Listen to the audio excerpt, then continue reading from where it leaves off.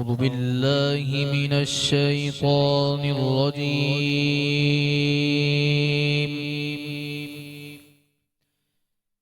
بسم الله الرحمن الرحيم.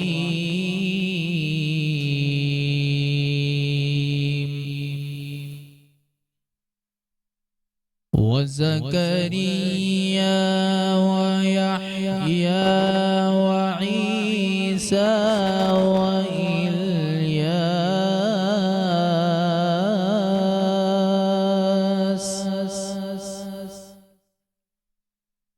كل من الصالحين.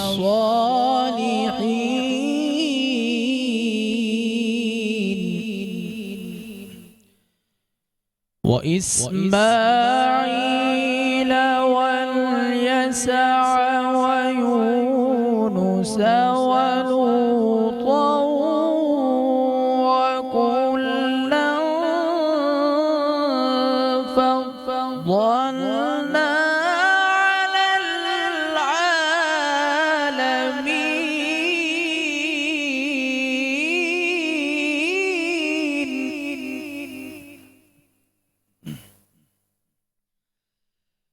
وزكريا ويحيى وعيسى وإلياس كل من الصالحين.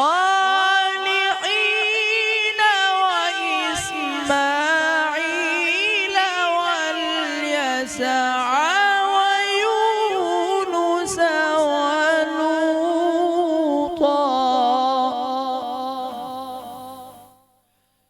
وكلا فضلنا على العالمين.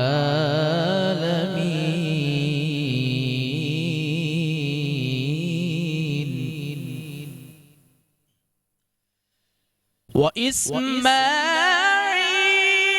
واليسع ويونس ولوطا وكلا فضلنا على العالمين.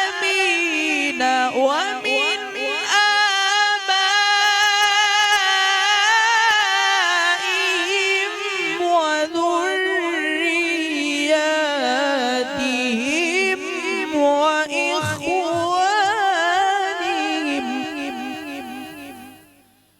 واجتبيناهم وهديناهم إلى صراط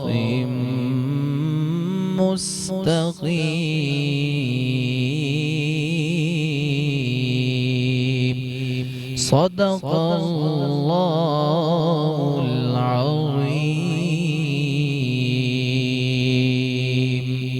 اللهم صل على سيدنا مولانا محمد وبارك وسلم. الصلاۃ والسلام علیک یا سیدی یا رسول اللہ صلی اللہ علیہ وسلم. آپ دیکھ رہے ہیں میٹرو ون نیوز کی خوبصورت ٹرانسمیشن رمضان الکریم، اور میں ہوں آپ کا میزبان شہزاد سعیدی. اپنے تمام دیکھنے والوں کو، پیار کرنے والوں کو، چاہنے والوں کو خلوص بھرا السلام علیکم ورحمۃ اللہ. اور رمضان المبارک کے یہ آخری دن اور یہ طاق راتیں اور عشرہ وہ کہ جس سے ہمیں جہنم سے آزادی کا عشرہ جسے نام دیا گیا، اور اسی عشرے میں آقا دو جہاں صلی اللہ تعالیٰ علیہ وسلم کا فرمان، یہ جو ماہ رمضان تم پر آیا ہے اس میں ایک ایسی رات ہے جو 1000 ماہ سے افضل ہے. جو شخص اس رات سے محروم رہ گیا گویا وہ سارے خیر سے محروم رہا، اور اس رات کی بھلائی سے وہی شخص محروم رہ سکتا ہے جو وقعتاً محروم ہو. اور آقا دو جہاں صلی اللہ علیہ وسلم کا ایک اور فرمان ہے. حضور فرماتے ہیں کہ اگر میری امت کو پتہ چل جاتا ہے یہ ماہ کی کیا فضیلت ہے تو وہ تمنا کرتی کہ پورا سال ہی رمضان ہو. تو بس یہ رمضان کے کچھ دن رہ گئے اور ہم یہی دعا کرتے ہیں کہ اللہ پاک ہماری بھی بخشش و مغفرت فرما دیں، اور اللہ پاک اس ماہ میں جو ہم سے گناہ ہو گئے ہوں اللہ پاک تمام گناہوں کو ہمارے معاف فرمائے، اور جہنم سے آزادی کو جن کو جو ملا ہے اللہ پاک ان میں ہمیں بھی شامل کر دے، اور اللہ پاک ہمارے تمام عبادتوں کو اپنی بارگاہ میں قبول فرمائے. ہماری یہ خوبصورت نشریات کا آغاز باقاعدہ قرآن پاک کی تلاوت سے ہوتا ہے، جو کہ قاری اسامہ رحمانی بہت خوبصورت انداز میں تلاوت سے ہماری ٹرانسمیشن کا آغاز کرتے ہیں. اور یہ ٹرانسمیشن ہماری دوپہر 3 بجے سے وقت افطار تک رہتی ہے. اس میں مختلف سیگمنٹ ہوتے ہیں اور تلاوت کے بعد کا ہمارا جو سیگمنٹ ہوتا ہے وہ ہوتا ہے قصص الانبیاء، جو کہ انبیاء کرام میں سے ہم کسی بھی ایک نبی کا ہم ذکر کرتے ہیں. اور وہ ذکر خیر کے لیے جناب علامہ عبدالقادر ہزاروی صاحب موجود ہوتے ہیں ہمارے پاس. علامہ صاحب السلام علیکم. وعلیکم السلام ورحمۃ اللہ وبرکاتہ. کیسے ہیں آپ؟ ٹھیک ہیں؟ الحمدللہ. طبیعت ٹھیک ہے الحمدللہ. الحمدللہ. تو رمضان کی کچھ ہی دن رہ گئے علامہ صاحب. بس آج 25واں روزہ ہے. ہاں. تو مجھے لگتا ہے رات کو میرا بیٹا بتا رہا تھا کہ بھائی میں نے موبائل میں بہت سارے نیوز کا دیکھا ہے کہ بھائی 29 روزے ہوں گے. میں نے کہا یار رکھ تو میں رہا ہوں، خبریں ساری تجھے ہیں. تو لگتا ہے ایسا ہے کہ میرے خیال میں 29 ہوں گے اس سال. 29 ہوں گے اس سال. ہاں لگتا ہے ایسے. اچھا چلیں آئیں ہم آتے ہیں ہمارے سیگمنٹ کی طرف. آج کس نبی کا ذکر کریں گے؟ آج ہم ذکر کریں گے انشاءاللہ العزیز حضرت یسع علیہ السلام کا. یسع. یسع. جی. بسم اللہ الرحمن الرحیم. واسماعیل والیسع آمنت باللہ صدق اللہ مولانا العظیم صلی اللہ علی النبی الامی الرؤوف الرحیم. سامعین و ناظرین، آج ہم اپنے اس خصوصی پروگرام میں پھر اس میں سے خصوصی سلسلے میں جس نبی کا ذکر کرنے والے ہیں ان کا نام نامی اسم گرامی قرآن کریم کے اندر 2 مقامات پر یسع ذکر کیا گیا ہے. حضرت یسع علیہ السلام کا سلسلہ نسب حضرت یوسف علیہ السلام کے بیٹے افراہیم سے ہوتا ہوا یوسف علیہ السلام تک پہنچتا ہے، اور پھر یوسف علیہ السلام سے حضرت یعقوب علیہ السلام تک، اور حضرت یعقوب علیہ السلام سے حضرت اسحاق علیہ السلام تک، اور پھر اسحاق علیہ السلام سے حضرت ابراہیم خلیل اللہ علیہ السلام تک یہ سلسلہ پہنچتا ہے. حضرت یسع علیہ السلام کے حوالے سے کل کے ذکر خیر میں ہم نے یہ بات آپ سے گزارش کی تھی کہ جب حضرت الیاس علیہ السلام کے لیے رب کریم نے سواری بھیجی، وہ سواری کی پشت پر سوار ہوئے. بیان کیا جاتا ہے کہ وہ گھوڑے کی سواری تھی. حضرت یسع علیہ السلام حضرت الیاس علیہ السلام کے سامنے آئے تو آپ نے ان پر اپنا کمبل مبارک، چادر مبارک ڈالی. اس کا مطلب یہ تھا کہ میں آپ کو اپنا خلیفہ بنا کر بنی اسرائیل کے اندر جا رہا ہوں. جیسے ہی آپ نے خلیفہ بنایا، حضرت یسع علیہ السلام کو پہلے بنی اسرائیل کی سلطنت اور بادشاہت نصیب ہوئی، جس کے بارے میں قرآن کہتا ہے قُلِ اللَّهُمَّ مَالِكَ الْمُلْكِ تُؤْتِ الْمُلْكِ، کہ اللہ کریم جس کو چاہتا ہے سلطنت عطا کرتا ہے اور جس سے چاہتا ہے سلطنت لے لیتا ہے. تو اللہ کریم نے حضرت یسع علیہ السلام کو بنی اسرائیل کی سلطنت عطا کی. اس کے بعد آپ اپنی قوم کی، اپنی رعایا کی تربیت کرتے رہے، حسن سلوک ان کے ساتھ کرتے رہے، ان کا خیال رکھا آپ نے، یہاں تک کہ اللہ کریم نے آپ کو نبوت سے نوازا. جب آپ کو نبوت ملی تو نبوت کے بعد آپ کی 2 صفت ہوئیں، آپ بادشاہ بھی تھے اور آپ نبی بھی تھے. ہم اپنے مختلف قصص کے اندر یہ بات ذکر کرتے ہوئے آئے ہیں کہ بنی اسرائیل کے جو انبیاء علیہ السلام تھے، اللہ نے ان کو نبوتیں بھی دیں اور کچھ کو رسول بھی بنایا، اور اس کے ساتھ ساتھ انہیں بادشاہت اور سلطنت بھی عطا کی. حضرت یسع علیہ السلام کے بارے میں یہ بات بھی آئی ہے کہ آپ انتہائی نرم مزاج تھے اور آپ ہمیشہ ہنسمکھ تھے. اور یہ بھی بیان کیا گیا ہے کہ حضرت یسع علیہ السلام نے کبھی غصہ نہیں کیا اور آپ غصے سے بالکل دور رہتے تھے، یعنی یہ آپ کی ایک کامل صفت ہے. جیسے کہ میں نے بھی پڑھا تھوڑی دیر پہلے، قاری محمد اسامہ رحمانی صاحب جو تلاوت کر رہے تھے سورۃ الانعام کی، ان کے اندر حضرت یسع علیہ السلام کا ذکر خیر اسماعیل علیہ السلام کے بعد کیا گیا، اور پھر یہاں لوط علیہ السلام کا ذکر بھی ہوا، یونس علیہ السلام کا ذکر بھی ہوا، اور پھر قرآن کریم نے کہا کہ یہ جو انبیاء ہیں ان کو ہم نے تمام جہان والوں پر فضیلت بخشی. یعنی آپ کی ایک عظمت اور شان یہ بھی ہے جہاں کچھ انبیاء کرام کو اللہ نے کل جہانوں پر فضیلت بخشی ہے، ان میں سے حضرت یسع علیہ السلام ایک نبی ہیں۔ لیکن یہ بھی آپ کو بتا دیں کہ اس سے مراد اس وقت کے تمام جہان تھے، وگرنہ کلی طور پر قیامت تک کے لیے اور اس سے پہلے جب سے اللہ نے کائنات کو تخلیق کیا ہے، رحمت للعالمین ایک ہی ذات ہے، اور وہ ذات پاک مصطفیٰ کریم صلی اللہ تعالیٰ علیہ وسلم ہے۔ قرآن کریم میں بھی ہے تِلْكَ الرُّسُلُ فَضَّلْنَا بَعْضَهُمْ عَلَى بَعْضٍ، کہ ہم نے رسولوں میں سے بعض کو بعض پر فضیلت دی، اور پھر نبی کریم علیہ السلام سب سے افضل ہیں۔ یہ جو کہا گیا کہ یسع علیہ السلام کو عالمین پر فضیلت دی، یہ اس زمانے کی بات ہے کہ اس زمانے میں ویسے تو نبیوں کی بڑی فضیلتیں، امام اہل سنت الشامد رضا خان فاضل بریلوی اس کو ایک بڑے پیارے انداز میں ذکر کرتے ہوئے فرماتے ہیں، خلق سے اولیاء، اولیاء سے رسول، سب رسولوں سے اعلیٰ ہمارا نبی۔ حضرت یسع علیہ السلام نے نبوت کا پیغام بھی پہنچایا، سلطنت بھی کی، حکومت بھی کی۔ جب آپ کے وصال مبارک کا وقت آیا، آپ نے بنی اسرائیل کے لوگوں کو جمع کیا، اور جمع کرنے کے بعد فرمایا کہ اب میرا دنیا سے جانے کا وقت آ گیا ہے، میرے پاس دو صفتیں ہیں، میں نبی بھی ہوں اور بادشاہ بھی ہوں۔ نبی تو جس کو چاہتا ہے اللہ بناتا ہے، یہ تو اللہ کی منشا ہے، لیکن میں تم میں سے کسی ایک کو بادشاہ بنانا چاہتا ہوں۔ تو بنی اسرائیل کے سارے لوگ جمع ہوئے، آپ نے فرمایا میں بادشاہ اس کو بناؤں گا جس کے اندر 3 شرائط پائی جائیں گی، جو ان 3 باتوں کی مجھے ضمانت دے گا میں اسے بادشاہ بناؤں گا۔ آپ نے فرمایا کہ پہلی چیز یہ ہے کہ رات کو سوئے گا نہیں، اللہ کی عبادت کرے گا، نفلی عبادت، اور دوسری شرط یہ ہونی چاہیے ہر روز وہ روزہ رکھے۔ فرمایا کہ تیسری شرط یہ ہونی چاہیے کہ وہ کبھی بھی غصہ نہیں کرے گا۔ جب یہ 3 باتیں آپ نے بنی اسرائیل کے سامنے رکھی تو کوئی بھی کھڑا نہیں ہوا۔ ایک جوان کھڑا ہوا، اس نے کہا مجھے یہ تینوں کی تینوں شرائط منظور ہیں۔ آپ نے فرمایا بیٹھ جائیں۔ پھر آپ نے دوبارہ اعلان کیا، پھر وہ جوان کھڑا ہوا، کوئی اور نہ۔ 3 مرتبہ جب کوئی اور شخص کھڑا نہ ہوا، وہی جوان کھڑا ہوا، تو آپ نے اس کو سلطنت دیتے ہوئے یہ ارشاد فرمایا، میرے پاس جو اللہ نے حکومت دی تھی، سلطنت، وہ میں نے تیری ذات میں منتقل کر دی۔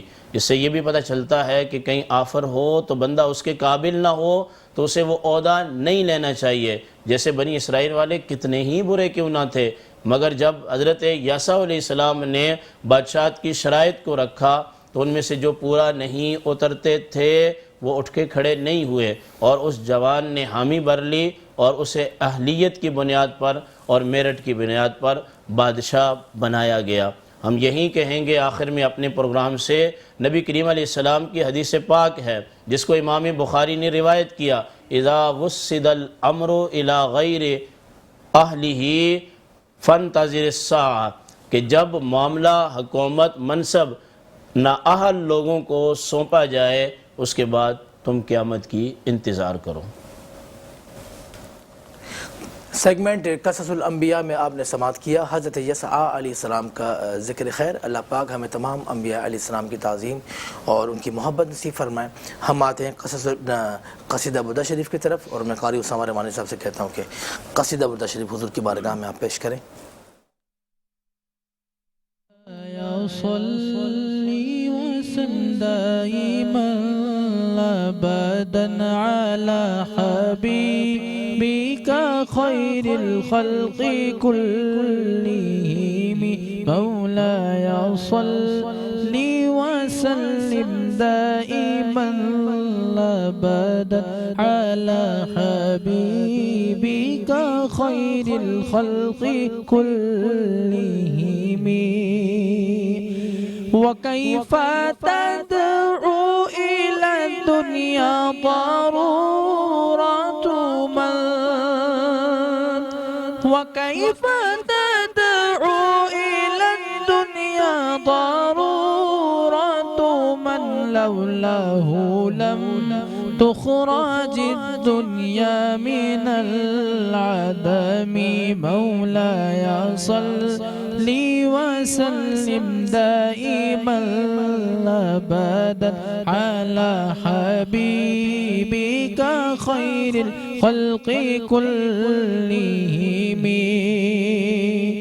معجزہ میرے نبی کا کہہ دیا تو ہو گیا معجزہ میرے نبی کا کہہ دیا تو ہو گیا آپ نے قطرے کو دریا کہہ دیا تو ہو گیا ہاتھ میں تلوار لے کے آئے جب حضرت عمر میرے دامن میں آ جا کہہ دیا تو ہو گیا مولاي صلی وسلم دائما أبدا على حبيبك خير الخلق كلهم نبينا الأمير النهي فلا أحد نبينا الأمير النهي فلا أحد أبر في قولي لا منه ولا نعم مولاي صل وسلم دائما أبدا على حبيبك خير الخلق كلهم مسجد نبوی میں گھر سے آپ کے منبر تلک مسجد نبوی میں گھر سے آپ کے منبر تلک آپ نے جنت کا ٹکڑا کہہ دیا تو ہو گیا بدر کے میدان میں کفار کی جائے جس جگہ تھا جس کو مرنا کہہ دیا تو ہو گیا مولاي صلی وسلم دائما أبدا على حبيبك خير الخلق كلهم مولاي صلی وسلم دائما أبدا على حبيبك خير الخلق كلهم بالمصطفى بلغ مقاصدنا واغفر لنا ما مضى يا واسع الكرم مولاي صل وسلم دائما ابدا على حبيبك خير الخلق كلهم آپ نے سماعت کیا قصیدہ بردہ شریف ہم لیں گے ایک چھوٹا سا وقفہ اور وقفے کے بعد آپ سے ہوتی ملاقات سیگمنٹ ہمارا ہوگا عالم اور ہم اور ہمارے مہمان خاص آپ نے کہیں نہیں جانا دیکھتے رہنا میٹرو ون نیوز کی خوبصورت ٹرانسمیشن رمضان الکریم کو خوش آمدید کہتا ہوں آپ دیکھ رہے ہیں میٹرو ون نیوز کی خوبصورت ٹرانسمیشن رمضان الکریم میں ہوں آپ کا میزبان شہزاد سعیدی اپنے تمام دیکھنے والوں کو ایک بار پھر السلام علیکم ورحمۃ اللہ اور سیگمنٹ ہمارا ہوگا عالم اور ہم اور اسی میں ہمارے مہمان خاص جن سے ہم کرتے ہیں گفتگو اور رمضان المبارک کی خوبصورت ٹرانسمیشن کا آغاز دوپہر 3 بجے سے وقت افطار تک آپ کا ہمارا ساتھ رہتا ہے اس میں مختلف ہمارے سیگمنٹ ہوتے ہیں اس میں ہمارا قصص الانبیاء ہوتا ہے قصیدہ بردہ شریف ہوتا ہے پھر عالم اور ہم پھر مہمان خاص پھر ہماری شیف افطار کے پکوان پھر علم و آگاہی اور پھر مدحت نعت اور روحانی وظائف بہت سارے سیگمنٹ اور اس وقت جو ہمارا سیگمنٹ ہے وہ ہے عالم اور ہم اس میں ہم کیا گفتگو کریں گے یہ میں علامہ صاحب سے بھی بات کروں گا آج کا ہمارا جو موضوع ہے وہ ہے آقا دو جہاں صلی اللہ تعالیٰ علیہ وسلم کی نعت شریف جو ہم پڑھتے ہیں اس کی کیا برکتیں ہیں اس کی کیا فضیلت ہے وہ پڑھنے والوں کا کیا مقام ہے اس پہ آج بات کریں گے اور اسی پہ بات کرنے کے لیے ہمارے ساتھ معروف آپ نقیب محفل بھی ہیں اور فروغ نعت کے حوالے سے آپ کا ایک بہت بڑا نام اور آپ نے بہت کام کیا اور بہت سارے نعت خانوں کو آپ نے پروموٹ کیا جناب اشرف رشید صاحب السلام علیکم وعلیکم السلام اشرف بھائی کیسے ہیں آپ ٹھیک ہیں الحمدللہ رمضان المبارک کا مہینہ اور کیسے اب تو گزر ہی گیا ٹھیک ہے نا تو کیسے گزارا آپ نے یہ بتائیں یہ تو اللہ تعالیٰ کے شکر کے ساتھ گزارا کہ اس نے ہمیں ایک رمضان اور عطا کیا، کیونکہ اس کے ایک ایک لمحے کی اتنی برکات ہیں کہ ہم سوچ بھی نہیں سکتے، اور یہ دعا کرتے ہیں کہ اللہ تعالیٰ ہمیں رمضان ایک دفعہ پھر نصیب کرے، اس نے کیا، اس کا بڑا شکر ہے۔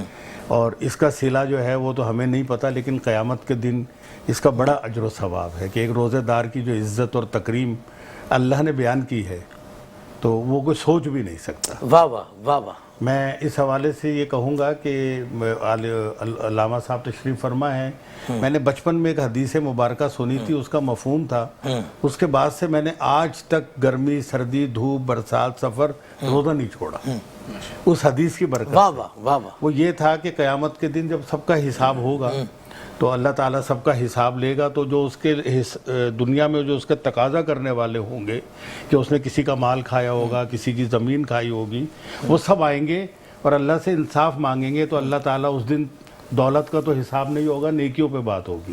اللہ اس کی نیکیاں تقسیم کرے گا، اس کی فجر کی نمازیں تقسیم ہوں گی، ظہر کی ہوں گی، عصر کی، پھر اس کی زکوٰۃ، پھر اس کی خیرات، پھر اس کے صدقات۔ تو جب اس کے پاس کچھ نہیں رہے گا تو قرض دار باقی ہوں گے، اللہ کہے گا اس کے پاس تو کچھ بھی نہیں، تو وہ کہیں گے اللہ تعالیٰ آپ نے سب کچھ تقسیم کیا، اس کے روزے ابھی تقسیم نہیں ہوئے۔ واہ واہ واہ واہ۔ جیسے ہی وہ یہ بات کہیں گے تو رب ذوالجلال بہت جلال میں آ جائے گا اور اللہ غصے سے فرمائے گا تمہاری ہمت کیسے ہوئی یہ بات کرنے کی؟ تو اللہ تعالیٰ آپ نے سب کچھ تقسیم کیا، کہاں وہ سب کچھ اس نے اپنے لیے کیا، روزہ میرے لیے۔ واہ واہ واہ واہ۔ جو میرا اور اس کا معاملہ ہے اس میں تمہیں بولنے کی اجازت کس نے دی؟ تو اللہ پھر ہمیں اجر کیسے ملے گا؟ اللہ کہے گا جاؤ میں تمہیں اپنے فضل کی وجہ سے اتنی نیکی عطا کر دوں۔ سبحان اللہ سبحان اللہ۔ اور روزے دار پریشان ہوگا کہ اب میرا کیا بنے گا؟ اللہ کہے گا تجھے تیرے روزوں کی وجہ سے بخش دیتا ہوں۔ واہ واہ۔ اس کی جو برکت بڑی فضیلت ہے، بڑی فضیلت ہے رمضان المبارک کی۔ کیا بات ہے، کیا بات ہے۔ فروغ نعت کے حوالے سے ایک اور نام جناب حفیظ احمد صاحب، میں آپ کو خوش آمدید کہتا ہوں۔ حفیظ کیسے ہیں آپ؟ ٹھیک ٹھاک؟ الحمدللہ، طبیعت ٹھیک؟ شکر۔ رمضان کیسا گزرا آپ کا بھی؟ الحمدللہ رب العالمین، اچھا گزرا؟ الحمدللہ، افطاری سحری ماشاءاللہ؟ شکر ہے، یہ تو پروردگار کا رمضان کریم ایک نعمت ہے، اور اسی نعمت کے ساتھ، رحمتوں کے ساتھ ہمارے دسترخوان بھی سجتے ہیں۔ الحمدللہ پروردگار کا بڑا احسان ہے، اس نے ہمیں بہت سی نعمتوں سے نوازا۔ اللہ پاک ہماری تمام عبادتوں کو قبول فرمائے اپنی بارگاہ میں۔ میں بات کروں گا علامہ عبدالقادر ہزاروی صاحب، اور سیگمنٹ ہمارا عالم اور ہم، اور آج ہم بات کریں گے ہم جو حضور کی نعت شریف کو سنتے ہیں، سماعت کرتے ہیں، پڑھتے ہیں، کیا اس کی برکتیں اور کیا فضیلت ہے؟ جی بسم اللہ الرحمن الرحیم۔ قرآن کریم جو ہے وہ الحمد شریف سے لے کر والناس تک جو ہے یہ سارا کا سارا نعت مصطفیٰ صلی اللہ تعالیٰ علیہ وسلم ہے۔ قرآن کریم میں ٹوٹل احکام کی جو آیات ہیں وہ 500 ہیں، باقی جتنا قرآن کریم ہے اس میں نبیوں کی باتیں ہیں، اور آپ جانتے ہیں کہ قرآن کریم نظم کی صورت میں ہے۔ واہ واہ۔ تو سب سے پہلی بات تو یہ ہے کہ نعت سننا اور نعت پڑھنا یہ دونوں عبادت ہیں، کیونکہ قرآن کریم میں وَرَفَعْنَا لَكَ ذِكْرَكَ، ہم نے آپ کے ذکر کو آپ کی خاطر بلند کر واہ دیا۔ واہ واہ واہ سبحان تو اللہ۔ اب ظاہر سی بات ہے کہ جب نبی علیہ السلام کے ذکر کو بلند کیا ہے تو پھر ذکر کرنے والے بھی ہوں گے۔ جب ذکر کرنے والے ہوں گے تو پھر اس میں ہر بندہ اپنی زبان میں اپنے انداز میں ذکر کرے گا، کہ تفاسیر لکھنے والے اپنے انداز میں کریں گے، علماء اپنے انداز میں کریں گے۔ ان سب کی اصل نبی کریم علیہ السلام کے زمانے میں ہمیں ملتی ہے کہ اماں عائشہ رضی اللہ تعالیٰ عنہا بھی آپ کی نعتیں پڑھتی تھیں، واہ واہ۔ اور حضرت حسان بن ثابت بھی آپ کی نعتیں پڑھتے تھے، اور آپ حیران ہوں گے کہ جناب صدیق اکبر رضی اللہ تعالیٰ عنہ بھی آپ کی نعتیں پڑھتے تھے۔ تو یہ نعت کا جو سلسلہ ہے یہ نبی علیہ السلام کے زمانے میں ہے۔ یہ روایت بھی ہمیں ملتی ہے کہ حسان بن ثابت رضی اللہ تعالیٰ عنہ کے لیے آپ علیہ السلام نے جو ہے وہ ممبر بچھانے کا حکم دیا۔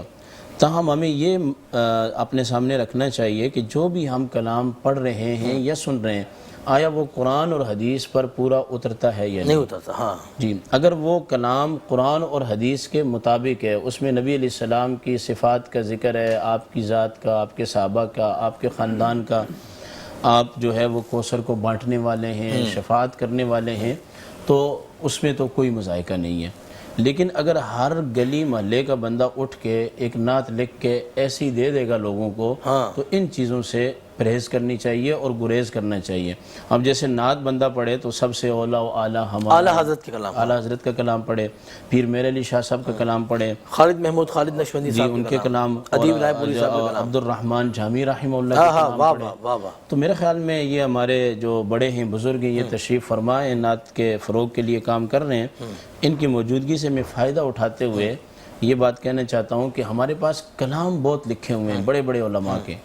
تو اب اس کی بھی ایک شرط ہونی چاہیے، ایک اہلیت ہونی چاہیے کہ کس بندے نے کلام لکھنا ہے حضور کی نعت، اور پھر اس نے کس نے پڑھنا ہے اور کس انداز سے. ہمارے ہاں بے راہ روی اتنی ہو گئی ہے کہ بس رمضان آیا تو انہیں رمضان آ گیا نعت بن گئی، یہ آ گیا وہ آ گیا فلاں آ گیا. نہیں، یہ نہیں ہونا چاہیے. بلکہ جیسے یہ ہمارے بزرگ بیٹھے ہیں، یہ ہمارے علماء کرام جیسے مفتی منیب الرحمن صاحب میں دیگر علماء کے پاس جائیں، اور باقاعدہ ایک بورڈ ہونا چاہیے کہ کلام کس کا پڑھا جائے. کلام پڑھنے کے حوالے سے نا، یعنی کہ اعلیٰ حضرت کی نعتیں پڑھی جائیں، پیر میر علی شاہ صاحب کی. میرے خیال میں یہ لکھنے والا کام جو ہے نا، یہ علماء کا ہونا چاہیے اور پڑھے لکھے لوگوں کا ہونا چاہیے جن کو قرآن اور حدیث پر عبور حاصل ہو. ورنہ بہت سارے ایسے اشعار ہیں کہ مثلا یہ نبی علیہ السلام کل جہان کے آسرا ہیں اور ان کی آسرا حضرت فاطمۃ الزہرا ہیں. اس طرح کے جو اشعار ہوتے ہیں یہ قابل گرفت ہوتے ہیں.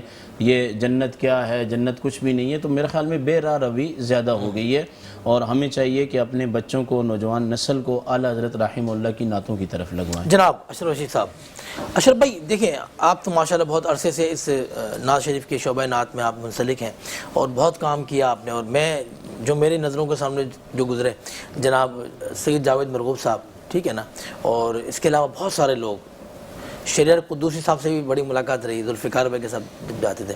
تو اس وقت ماحول کچھ اور تھا نعت شریف کا، ٹھیک ہے نا. اور آپ تو ظاہر ہے بہتر بتائیں گے مجھے کہ اس وقت جو ماحول ہے وہ کیا ہے نعت شریف پڑھنے کا. بالکل آپ نے صحیح نشاندہی کی، جس طرح علامہ صاحب کہہ رہے ہیں. جی بالکل صحیح نشاندہی کی کہ نعت تو اس وقت سے ہے کہ جیسے ادیب صاحب نے کہا کہ ان پہ درود کب سے ہے، ان پہ درود کب سے ہے، ان پہ درود جب سے ہے، جب نہ تھے ماہ و سال و سن، جب نہ تھے رات اور دن.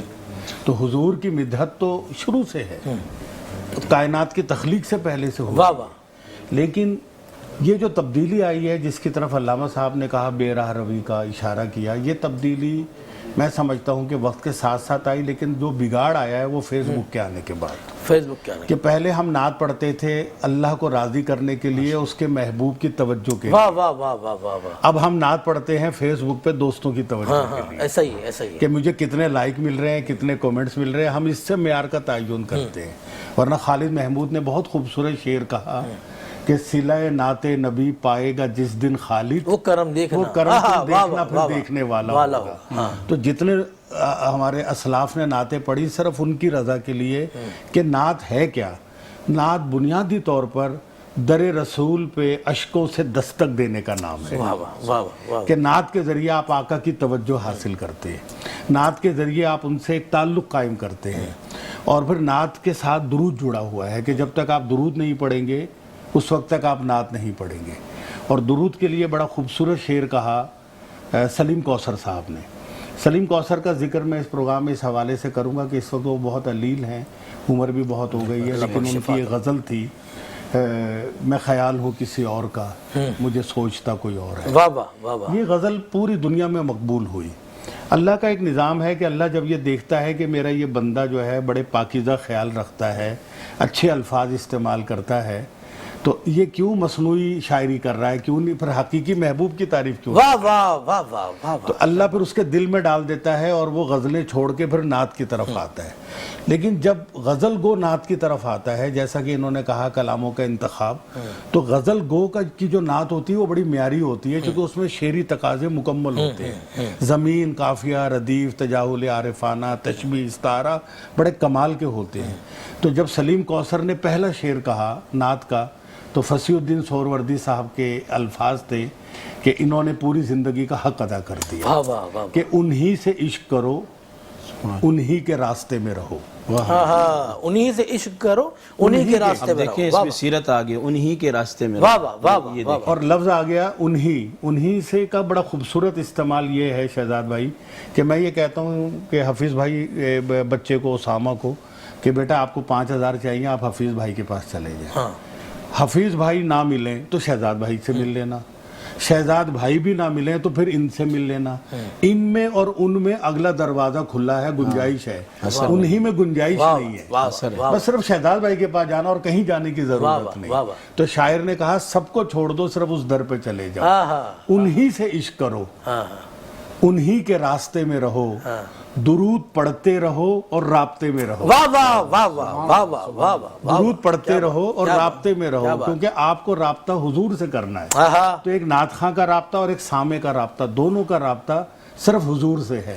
نعت خواں آواز سے رابطہ کرتا ہے اور سامع جو ہے وہ اشکوں سے اور اپنے انداز اپنی سماعت کیفیت سے. اپنی کیفیت سے. اور جب رابطہ وہاں ہو جاتا ہے تو پھر وہاں سے کرم کی برسات ہوتی ہے. اگر لوگ اس چیز کو سمجھ لیں تو نہ پھر انہیں کیمروں کی ضرورت رہے, نہ ویڈیو کی ضرورت رہے, نہ بینرز کی ضرورت رہے, نہ پوسٹروں کی ضرورت رہے. اچھا بھائی اسی بات کو نا میں آگے کنٹینیو کرتا ہوں. آپ کب سے محفل سے جا رہے ہیں؟ مجھے کم و بیش 30 سال سے. 30 سال سے, اور بڑی عظیم الشان محفل ہوتی ہے. اچھا میں ایک سوال کرنا ہی چاہ رہا ہوں آپ سے کہ ہم بڑے خلوص کے ساتھ محفل سجاتے ہیں حضور کی, تو حضور کی محفل سجاتے ہیں تو اس اسٹیج پر جو نعت شریف جو پڑھنے والا ہے یہ ضروری ہوتا ہے کہ کوئی معروف نعت خواں ہو؟ نہیں, دیکھیں اللہ تعالیٰ جو ہے علامہ صاحب نہیں, آپ ان سے لے لیں, اس پہ میں بات کر لوں گا. اللہ تعالیٰ کہتا ہے کہ اللہ نے بے شمار جگہ کہا کہ اللہ محبت خالص کرتا ہے, وہ اپنے بندوں سے خالص پیار کرتا ہے. اللہ کے مزاج میں اور اللہ کی شان میں خالصیت ہے, یعنی اس نے جو چیز بھی ہمیں دی خالص دی. اللہ اولاد بھی دیتا ہے تو بالکل سجا کے سنوار کے تیار کر کے آپ کو دیتا ہے. آپ بیماری میں تو کہتے ہیں ڈاکٹر سے کہ میرا گردہ بدل دیں, میرا دل بدل دیں, لیکن جب بچہ اللہ آپ کو دیتا ہے تو اس کو پورا سجا کے کمپلیٹ آپ کو دیتا ہے. اللہ خالص ہے اور خالص چیز کو پسند کرتا ہے. تو نعت پڑھنے والوں کو, نعت خوانوں کو, محافل نعت کرنے والوں کو ایک اصول اپنا لینا چاہیے کہ جو چیز اللہ کی بارگاہ میں پیش کرنی ہے وہ بالکل خالص کرنی ہے. اللہ تو ویسے ملاوٹ سے منع کرتا ہے کہ ملاوٹ نہ کرو. تجارت میں, معیشت میں, دکانداری میں ملاوٹ کرتے ہیں, اللہ تو اس کو ناپسند کرتا ہے. اور پھر جو چیز آپ اللہ کو پیش کریں اس میں ملاوٹ ہو تو اللہ کے لیے وہ چیز کی پھر کوئی قبولیت نہیں ہے. تو اللہ کی بارگاہ میں جو چیز پیش کی جائے وہ خالص ہو, اور سب سے خالص ہوتا ہے آپ کے قلب کا اخلاص, سب سے خالص ہوتا ہے آپ کے آنسو, سب سے خالص ہوتا ہے آپ کا جذبہ. اور میرا یہ ایمان ہے شہزاد بھائی, آپ نے جیسا ذکر کیا, میں نے 30 محفلیں سجائیں کہ ایک محفل میں ذوالفقار بھائی بھی تشریف لائے تھے اور آپ بھی موجود تھے. آپ کو وہ منظر یاد ہوگا کہ اچانک سبیر رحمانی نے فصیح الدین کا ہاتھ پکڑا اور ان کو اٹھا کے ان کے ساتھ نعت پڑھی, پھر ذوالفقار بھائی بھی کھڑے ہو گئے, پھر پوری محفل کھڑی ہو گئی. ایک لمحے میں پوری محفل کی کیفیت بدل گئی. تو یہ جو خالص کیفیت ہے یہ اس وقت آتی ہے جب سننے والے بھی سرشار ہوں, پڑھنے والے بھی خلوص سے پڑھ رہے ہوں, اور میزبان کی بھی خواہش ہو کہ اللہ بس اس کوشش کو. اشرف رشید صاحب سے آج میرے 4-5 سوال ہیں, اور ظاہر فروغ نعت کے حوالے سے میں نے دیکھا ہے کہ ان کا بہت کام ہے, لکھتے بھی ہیں, بولتے بھی ہیں اور کرتے بھی ہیں ماشاءاللہ. تو آج ان سے ہم 3-4 سوال میں کروں گا اپنے. اچھا علامہ صاحب کیا کہہ رہے تھے مختصر سا بولیں؟ میں یہ کہہ رہا تھا, اشرف صاحب نے بڑی اچھی گفتگو کی. اس وقت اگر آپ نعت خوانوں میں تلاش کریں تو ان کے اخلاص کا پتہ آپ کو اس وقت چلتا ہے کہ جب ان سے آپ تاریخ لینے کی بات کرتے ہیں تو ہمارے کانوں میں پہلا جو جملہ آتا ہے کہ دیں گے کیا, اخلاص کیا پیش کریں گے, اخلاص ختم ہو گیا. میں نے جو مثالیں دی ہیں کہ آقا علیہ السلام کے زمانے میں نعت تھی, وہاں یہ کاروبار یا پیسے کا تصور ہی نہیں تھا. علامہ صاحب وہ کہتے ہیں کہ ہمارا ٹائم, وقت. اب یہ بڑی اچھی بات کی آپ نے, وقت. دیکھیے کہ وقت جو ہے اس کی اجازت صرف اور صرف امامت, خطابت اور تدریس کی علماء نے بامر مجبوری دی ہے. اچھا جی, یہاں تک کہ تراویح کے حوالے سے مفتی امجد علی صاحب نے لکھا ہے جس حافظ کو پتا ہو کہ اس مسجد کے اندر پیسے ملیں گے وہ قرآن وہاں نہ سنائے. یعنی اس کو ہم کنٹینیو کریں گے, آپ اسی بات پر اس پہ ذرا تفصیلی بات کریں گے. ہم لیں گے چھوٹا سا وقفہ, آپ نے کہیں نہیں جانا, دیکھتے رہنا میٹرو ون نیوز کی خوبصورت ٹرانسمیشن رمضان الکریم. ایک بار پھر آپ کو خوش آمدید کہتا ہوں. آپ دیکھ رہے ہیں میٹرو ون نیوز کی خوبصورت رمضان ٹرانسمیشن رمضان الکریم، اور میں ہوں آپ کا میزبان شہزاد سعیدی، اور تمام دیکھنے والوں کو السلام علیکم ورحمۃ اللہ وبرکاتہ. سیگمنٹ ہمارا عالم اور ہم اور ہمارے مہمان خاص. آج ہم گفتگو کر رہے ہیں فروغ نعت کے حوالے سے، اور نعت شریف ہمیں کس طرح پڑھنی چاہیے، اور نعت شریف ہمیں کن لوگوں سے سننی چاہیے، کس طرح پڑھنی چاہیے، اس کی تعظیم کیا ہے، اس کی محبت کیا ہے، اور اس میں کیا آداب ہیں. اس پر ہم گفتگو کر رہے ہیں. ہمارے ساتھ موجود جناب اشرف رشید صاحب اور حفیظ احمد صاحب، جو کہ فروغ نعت کے حوالے سے بہت سینئر لوگ، جو خود محفلوں کا اہتمام کرتے ہیں، محفلوں کو سجاتے ہیں، اور ماشاءاللہ اللہ پاک ان کو صحت اور عافیت لمبی زندگی عطا فرمائے. لیکن میرے ساتھ موجود ہیں معروف نعت خواں جناب فیضان صاحب. فیضان بھائی کیسے ہیں آپ؟ طبیعت ٹھیک ہے آپ کی؟ میں چاہوں گا کہ حضور کی بارگاہ میں کوئی ہم نعت شریف پیش کریں، اس کے بعد ہم گفتگو کرتے ہیں انشاءاللہ. اب میری نگاہوں میں جچتا نہیں کوئی، اب میری نگاہوں میں، اب میری نگاہوں میں جچتا نہیں کوئی، جیسے میرے سرکار ہیں ایسا نہیں کوئی، جیسے میرے سرکار ہیں ایسا نہیں کوئی، اب میری نگاہوں میں تم سا تو حسین آنکھ نے دیکھا نہیں کوئی، تم سا تو حسین آنکھ نے دیکھا نہیں کوئی،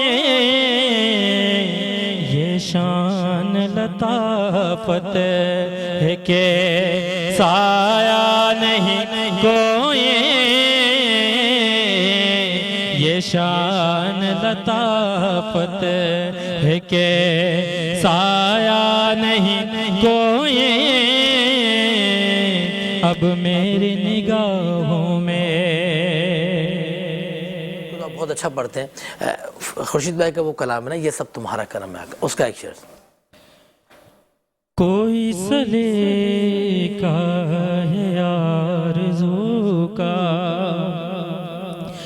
نہ بندگی میری بندگی ہے، یہ سب تمہارا کرم ہے آقا، یہ سب تمہارا کرم ہے آقا، یہ سب تمہارا کرم ہے آقا، کہ بات اب تک بنی ہوئی ہے، یہ سب تمہارا کرم ہے آقا.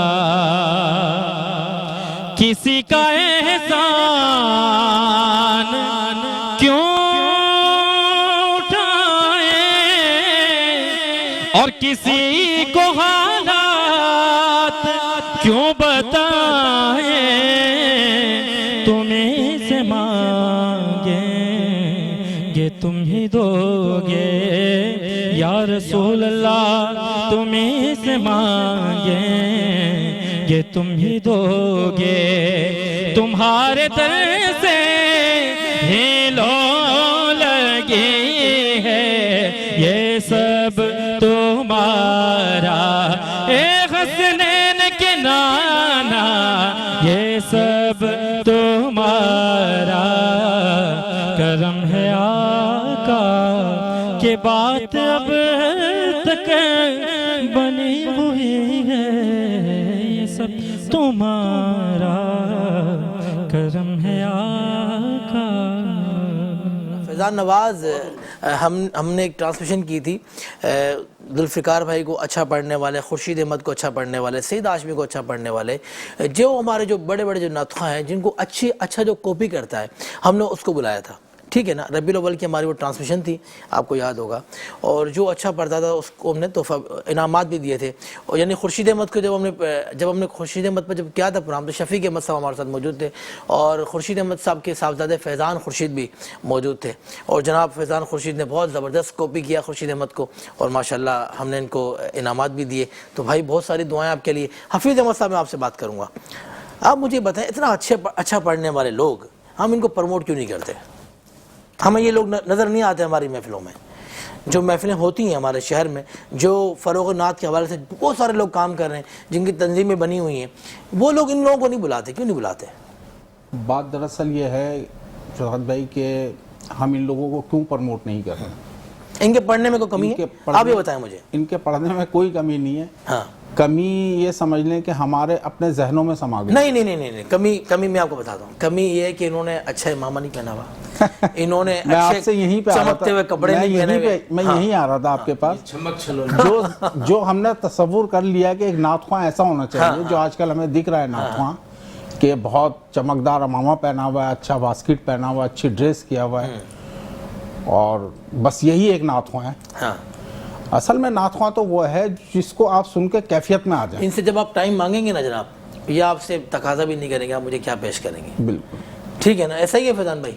یہ خود آ بھی جائیں گے، ہم بھی پڑھیں گے، نعت بھی پڑھیں گے، آپ کہیں گے بھائی اتنے کلام پڑھیں، اتنے کلام، آپ بولیں گے 2 شعر پڑھیں، یہ پڑھیں گے، وہ لوگ 2 شعر پڑھ کے چلے بھی جائیں گے. بالکل بالکل ہیں؟ اسی لیے لوگ نہیں پہچانتے ہیں. اسی لیے نہیں پوچھا. اشرف بھائی کیا بولیں گے آپ؟ بالکل آپ پھر علامہ صاحب پر. بالکل آپ صحیح کہہ رہے ہیں. ہاں، کہ اصل میں نا نعت محفل نعت میں چاہے نعت خواں سینئر ہو یا جیسے غیر معروف اچھا پڑھنے والا ہو لیکن شہرت یافتہ نہ ہو، ان سب پر ایک ذمہ داری عائد ہوتی ہے جو میزبان کے لیے جس پہ کمپرومائز وہ نہیں کر پاتا، کہ جب آپ سے ٹائم لیا ہے آپ اس ٹائم پہ اس کی محفل میں پہنچ گئے. اس نے پورا اہتمام کیا ہے، مہمانوں کو دعوت دی، کھانا، ڈیکوریشن، ہر چیز کی. آپ عین موقع پہ کہہ دیں یار میں نہیں آ سکتا، آپ نے تو معذرت کر لی، لیکن آپ کی معذرت سے اس کی پروگرام میں جو خلل ہوا ہے، کمی ہوئی ہے، وہ پوری نہیں ہو سکتی. میں ہمیشہ یہ کہتا ہوں کہ معذرت شرکت کا نیم البدل نہیں ہو سکتا. معذرت سے صرف آپ اپنے آپ کو سیو کر دیں، ٹھیک ہے نا. لیکن کسی کا یہ بڑے نعت خانوں میں، چھوٹے نعت خانوں میں، میں نے بہت سے نعت خانوں کو بلایا. میری محفل جب شروع ہو گئی تو ان کا فون آیا. آپ کی محفل جناب پورا پاکستان پہنچا ہوتا ہے، لیکن جب فون آیا تو کہنے لگا اشرف صاحب میں ابھی فلاں جگہ، نعت خواں ڈرتے بھی ہیں آپ سے؟ پھر نہیں، محبت کرتے کہ میں فلاں جگہ پھنس گیا ہوں، میں نہیں آ سکتا. اچھا میرے پاس چونکہ نعت خواں زیادہ ہوتے ہیں تو وہ معاملہ ایڈجسٹ ہو جاتا ہے. لیکن میں سوچتا ہوں جہاں اس نے بلایا ہی 2 نعت خانوں کو ہے اور اس میں سے ایک معذرت کر لے اور ایک پڑھ کے چلا جائے، اس کا پروگرام تو گیا. تو یہ احساس ذمہ داری نعت خانوں میں، چاہے علماء ہوں، چاہے نقیب ہوں، سب میں ہونی چاہیے کہ وہ اپنے وعدے کی پاسداری کریں. انتہائی مجبوری کی صورت میں تو اللہ بھی معاف کرتا ہے، لیکن ایک بہانے کے طور پر یا ایک پتلی گلی پکڑ لینا یا کہہ رہا چھوڑو نہیں جاتے، یہ چیزیں نہیں ہونی چاہیے. چاہے ہمارے یہ نعت خواں ہوں، چاہے عالم اسلام کے نعت خواں ہوں، ان دونوں میں ایک چیز ہونی چاہیے. دوسری بات یہ ہے کہ محافل میں جو سب سے بڑی ذمہ داری ہوتی ہے محفل کی کامیابی کی، خوبصورتی کی، وہ ہوتا ہے میزبان محفل. میزبان محفل اگر کمزور ہے تو ساری محفل میں ہر چیز کمزور ہے. بالکل. میزبان محفل مضبوط تگڑا ہے تو پھر، اور اگر فیصلے کی قوت ہے. میرے اگر کوئی اونچا ساؤنڈ چلائے میں منع کر دیتا ہوں، اور میں نے کہا کہ اگر آج کے بعد اس طرح ساؤنڈ چلاؤ گے بھائی میں معذرت ہے، مجھے دوسرے کو بلانا پڑے گا. پھر وہ میرا مزاج سمجھ جاتا ہے اور وہ ساؤنڈ اس حساب سے چلاتا ہے. مجھے اسٹیج پہ جسے بٹھانا ہوتا ہے میں بٹھاتا ہوں، باقی سے کہتا ہوں آپ یہاں تشریف رکھیں. ٹھیک ہے. یہ سارے فیصلے جو ہے نا میزبان کے ہاتھ میں ہوتے ہیں اپنی محفل کو بہتر بنانے کے. دیکھیں محفل جو ہوتی ہے نا، شہزاد بھائی آپ بھی محفلیں کرتے ہیں، اپنے گھر پہ بھی کرتے ہیں، پروگرام بھی کرتے ہیں. آپ نے یہ پروگرام سجایا، آپ کی جو کوشش ہے وہ 50% ہے، باقی 50% اللہ پہ آپ چھوڑ دیتے ہیں. میں اگر اچھا نہیں بول رہا اس میں شہزاد بھائی کا ایک نعت خواں کو آپ نے بڑی تعریف سن کے بلا لیا، لیکن اس نے اچھا نہیں پڑھا، اس میں آپ کا کوئی قصور نہیں. یہ چیزیں من جانب اللہ ہے. لیکن جو آپ کی اپنی کوشش تھی وہ اخلاص پر تھی. میزبان نے محفل سجا دی، دریاں بچھا دی، اس کا کام ختم. اب لوگ کیسے آتے ہیں، دیر سے آتے ہیں، نعت خواں کس طرح آتے ہیں. اور میرا جو 35 سال کا تجربہ رہا یہ کہ میں نے محفل کے انعقاد سے پہلے اس پہ محنت کی ہے. میں نے محنت یہ کی ہے کہ میں آپ کو بتا رہا ہوں، میں نے ذوالفقار بھائی کی 20 نعتیں سنی، 3 نعتوں نے مجھے رلا دیا، واہ میں نے وہ 3 منتخب کر لی، واہ واہ کہ یہ سننی ہے یہ سننی ہے اس دفعہ۔ میں نے صدیق اسماعیل صاحب کی 15 نعتیں سنی، میں کہا یار یہ 2 نعتیں صدیق بھائی نے کمال کی پڑھی ہیں، ان کو شامل کرنا ہے۔ یہ تھوڑی سی محنت اگر میزبان کرے ان چیزوں پہ، پھر سامعین کے انتخاب میں محنت، پھر اس میں تو اس کی محفل پہ اللہ یقیناً بڑا کرم کرے۔ واہ واہ واہ واہ، علامہ عبد القادر ہزاروی صاحب انتخاب اہم چیز کیا ہے، فرمائیں گے آپ؟ نعت میں ہو تھوڑی یا دیر پہلے ہاں جو ڈیمانڈ وغیرہ آنے سے پہلے کچھ بات ہو رہی تھی کہ نعت خواں جو ہے وہ میزبان سے بہت بھاری برکم جو ہے وہ لفافہ طلب کرتے ہیں، تو اس حوالے سے تو پہلی بات تو یہ شہزاد بھائی کہ یہ جو نعت پڑھی جاتی ہے، پروگرام کیے جاتے ہیں، اس کی اصل نبی کریم علیہ السلام کے زمانے میں بالکل نہیں ملتی، اور یہاں تک کہ تابعین کے زمانے میں بھی یہ مروجہ اس طرح پروگرام کرنا، اشتہار چھاپنا، اسٹیج بنانا، لوگوں کو بنانا، یہ اس طرح پرانے تابعین کے زمانے میں اس زمانے میں بالکل نہیں ملتی۔ تھوڑا سا اگر آپ توجہ کریں تو بات یہ ہے کہ آج کے دور کے اندر یہ نعت خوانی جو ہے یہ ایک مستقل کاروبار بن گیا ہے، یعنی اتنے پیسے لیتے ہیں، پھر وہ انہوں نے بڑی بڑی کمپنیاں بنائی ہوئی ہیں، اور ان کا مقصد نعت پڑھنا نہیں ہے، ان کا مقصد کاروبار کرنا ہے۔ یہاں تک کہ اب لوگ جو ہے نعت خواں اپنے بچے کو بناتے بھی اس لیے ہیں کہ وہ نعت پڑھے گا اور پڑھنے کے بعد جو ہے وہ مال لے کے آئے گا۔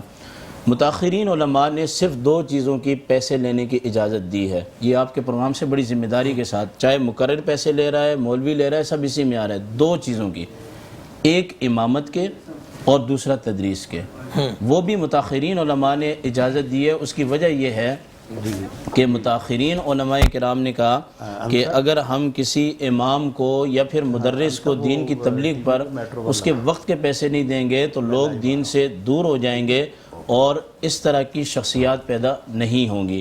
لیکن ہم دیکھتے ہیں کہ آج کے زمانے کے اندر جہاں نعت خواں 1 لاکھ روپے کا لفافہ طلب کرتے ہیں، وہاں ایک مقرر بھی 1 لاکھ کا لفافہ طلب کر رہا ہے۔ تو پہلی بات تو یہ ہے کہ جس محلے کے اندر جس مسجد میں ایک بڑا نعت خواں آ کے 1 لاکھ روپیہ وہ ہدیہ لے رہا ہے، اس مسجد کی انتظامیہ اس کو 1 لاکھ دے رہی ہے، اور جو 5 وقت ان کو نماز پڑھا رہا ہے، ان کے بچوں کو پڑھا رہا ہے، جس پر علماء کا فتویٰ ہے کہ اس کے وقت کے پیسے دیے جا سکتے ہیں، اس کو وہ 20,000 روپیہ، 10,000 روپیہ، 5,000 روپیہ لے رہے ہیں۔ تباہی اور بربادی یہاں سے آ رہی ہے، یہاں سے شروع ہوئی، یہاں سے تباہی آ رہی ہے اور بربادی آ رہی ہے، ایک بات۔ دوسری بات یہ ہے کہ اب ہمارے بہت سارے بڑے بڑے علماء جو ہیں وہ ہاتھ دھو کے نعت خوانوں کے پیچھے پڑ گئے ہیں۔ اشرف بھائی، بڑے بڑے علماء میں سنتا ہوں، اور وہ جب چینل پہ بیٹھتے ہیں، جس چینل پہ وہ ملازمت کرتے ہیں، نوکری کرتے ہیں، اس پہ وہ نعت خوانوں کے خلاف ایک جملہ بھی نہیں بولتے ہیں۔ واہ واہ تو واہ، میں ایسے علماء سے بھی عرض کروں گا، گزارش کروں گا کہ آپ ان نعت خوانوں کو جنہوں نے نعت خوانی کو کاروبار بنایا ہوا ہے، ان کو اپنی موت آپ مرنے دیں، ہاں یہ اچھا آپ اپنی عزت جو ہے وہ خراب نہ کریں۔ اور پھر یہاں میں آپ کو یہ بھی بتاؤں، جہاں ہم اپنی مسجد میں نعت خوانوں کو بلاتے ہیں، وہ ہم سے 1 لاکھ روپے کا تقاضا کرتے ہیں، مجھ سے خود کیا ہے، میں بڑی ذمہ داری سے کہہ رہا ہوں، اور لوگ بڑے ہوشیار ہیں، وہ سمجھ گئے 1 لاکھ کا تقاضا کون کرتا ہے۔ اور ایک عالم نے جو ہاتھ دھو کے نعت خوانوں کے پیچھے پڑا ہوا ہے کہ اگر اس کو نکاح کی محفل میں بنائیں تو پھر نعت خوانوں کی بے عزتی، عزت نفس مجروح کر رہا ہے، اور اگر میلاد کے جلسے میں وہ اس نے بھی ہم سے چندہ مانگا ہے، اور اس کا خاطر خواہ جب ہم سے لیکن اسے لفافہ نہیں مدرسے کے بنا، لیے مانگا ہوگا نا، اس نے مدرسے کے لیے، بات تو ایک ہی ہے نا، آپ مدرسے سے لا کے وصول کریں یا کچھ بھی، تو یہ چیز نہیں ہے۔ یہ میں آپ کو بڑے وثوق سے کہتا ہوں، اسلام کے اندر نعت خوانوں کو لفافہ دینا، بڑی ذمہ داری سے کہہ رہا ہوں، اس کا فتویٰ متاخرین علماء نے نہیں دیا ہے، ان کے ہاں یہ چیز ناجائز ہے۔ گلی محلوں کے اندر بڑے بڑے مولویوں کا بڑے بڑے لفافے لے کے جا کے تقریر کرنا، اس کا فتویٰ بھی متاخرین علماء نے نہیں دیا ہے۔ اور اسی طرح قاری قرآن کا تراویح پڑھانا اور اس پر تقاضا کرنا، اس کا فتویٰ بھی علماء نے نہیں دیا ہے۔ بھائی ایک قاری قرآن 30 پارے پڑھا رہا ہے، علماء کہہ رہے ہیں کہ بھائی اس کو لفافہ نہ دو، تو یہ نعت خواں کیا آسمان سے نازل ہوئے ہیں؟ یہ مولوی کوئی آسمان سے نازل ہوئے ہیں؟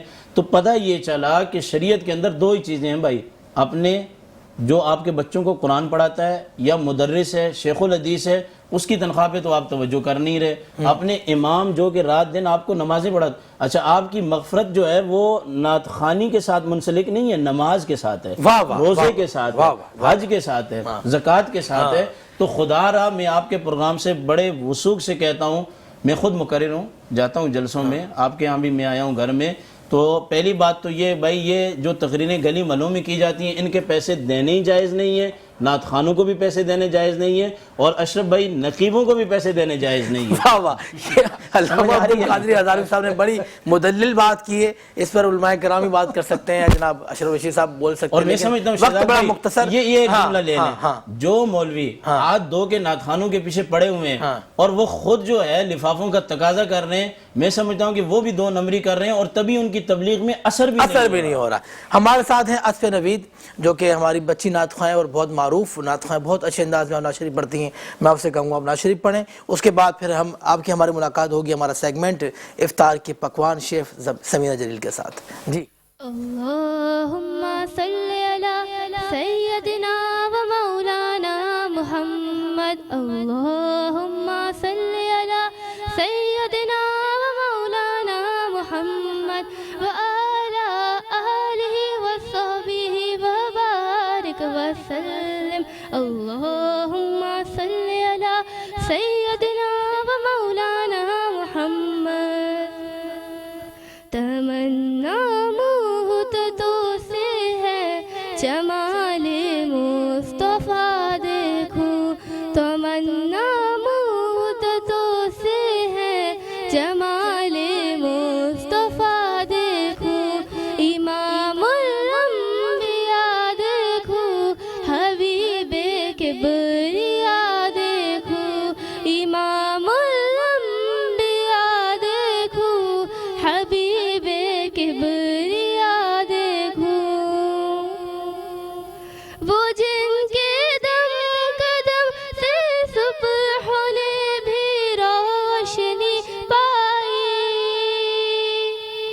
وہ جن کے دم قدم سے صبح نے بھی روشنی پائی، منور کر دیا جس نے فضا وہ رہنما دیکھوں، منور کر دیا جس نے فضا وہ رہنما دیکھوں، امام الانبیاء دیکھوں، حبیب کبریا دیکھوں، امام الانبیاء دیکھوں، حبیب کبریا دیکھوں،